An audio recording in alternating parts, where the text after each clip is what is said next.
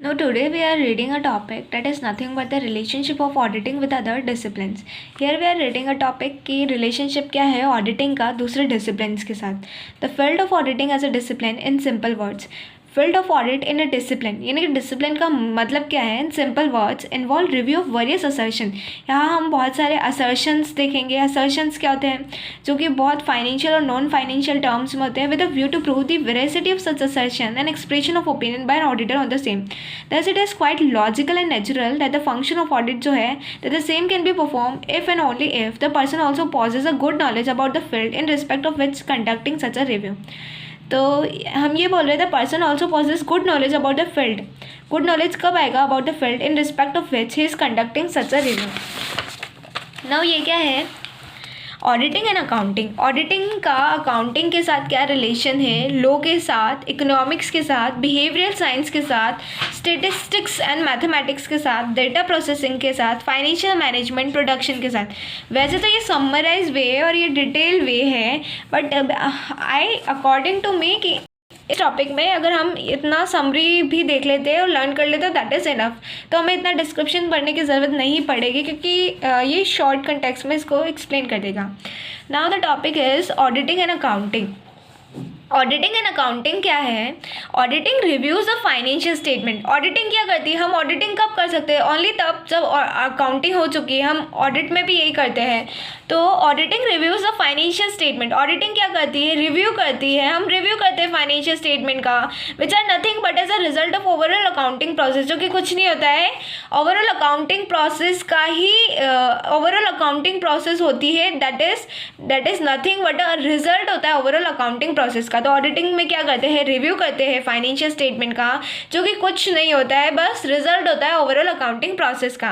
तो now the next come is auditing and law. Auditing and law में क्या होता है, हमें बीइंग अ ऑडिटर आपसे ये एक्सपेक्ट किया जाता है कि आपकी जो बिजनेस एंटिटी है या आपके बिजनेस एंटिटी को अफेक्ट करने वाले लॉ, चाहे वो डायरेक्ट लॉ हो, डायरेक्ट इनडायरेक्ट लॉ हो, चाहे वो कॉन्ट्रैक्ट लॉ हो, नेगोशिएबल एक्ट हो, आप सबको आपको इन सब लॉज का नॉलेज होना चाहिए. तो being an auditor what should be expected from your side, that you should have a good knowledge of a business laws. आपको बिजनेस लॉज का गुड नॉलेज होना चाहिए विच अफेक्टिंग द एंटिटी. वो laws जो आपके एंटिटी को affect करते हैं, तो आपको गुड नॉलेज होना चाहिए. तो an auditor is should have a good knowledge of a business law. Good knowledge होना चाहिए बिजनेस लॉ का विच अफेक्टिंग द एंटिटी को अफेक्ट करता है. Now the next come is auditing and economics. Auditing and economics क्या है, auditor is expected to be familiar with the overall economic environment of the client. Auditing and economics में हम ये बात करते हैं कि auditor is expected to be familiar. auditor को familiar होना चाहिए overall economic environment of the client. client के overall economic environment के साथ familiar होना चाहिए. तो what is expected from the auditor's point of view, that auditor should be familiar. auditor को familiar होना चाहिए, रूबरू होना चाहिए with the overall economic environment. क्या है, क्लाइंट के ओवरऑल इकोनॉमिक एनवायरनमेंट से. उसके बारे behavioural science.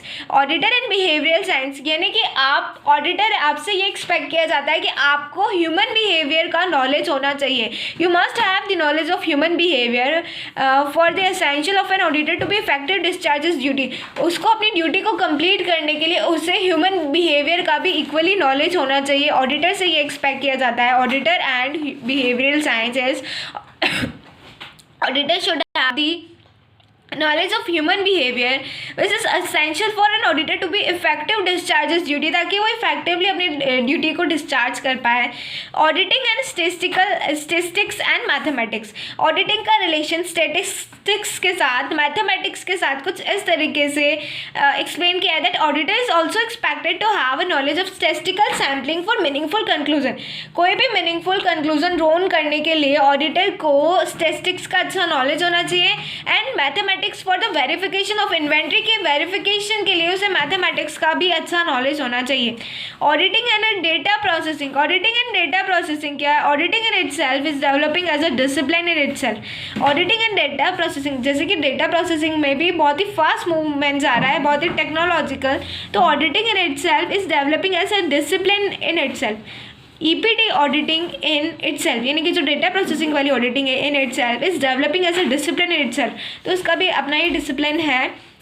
Auditing and financial management. Auditing and financial management क्या, तो auditor is expected to have knowledge about various financial technique. Auditor को वेरियस फाइनेंशियल टेक्निक्स नॉलेज का नॉलेज होना चाहिए, जैसे कि वर्किंग कैपिटल मैनेजमेंट का होना चाहिए, फंड फ्लो का होना चाहिए, रेशियो एनालिसिस का होना चाहिए, कैपिटल बजटिंग का होना चाहिए, एक्सेट्रा। यानी कि ऑडिटर को नॉलेज होना चाहिए किसका, फाइनेंशियल जो वेरियस